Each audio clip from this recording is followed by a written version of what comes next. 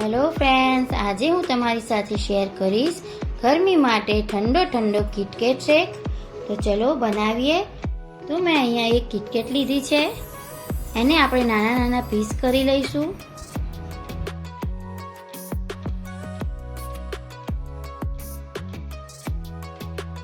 અને મેં અહીંયા એક લોટે પાઇપ કેક લીધી છે, એને પણ નાના નાના ટુકડા કરી લઈશું।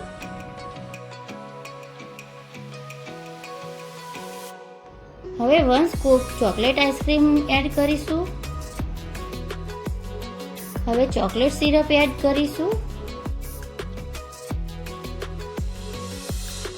1 કપ દૂધ એડ કરીશું।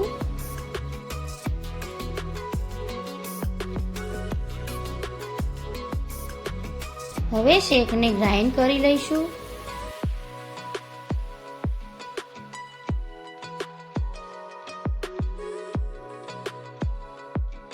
હવે ગ્લાસને ચોકલેટ સિરપથી ડેકોરેટ કરીશું।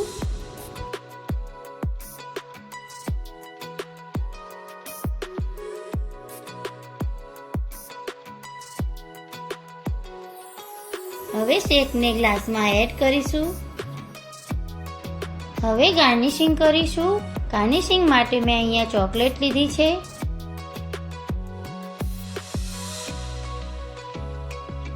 તો તૈયાર છે આપણો ઠંડો કિટકેટ શેક। નાના કે મોટાને સૌને ભાવે। તો તમને મારી રેસીપી ગમતી હોય તો લાઈક, શેર અને સબસ્ક્રાઈબ કરો। Thanks for watching video. Bye. Jai Shri Krishna.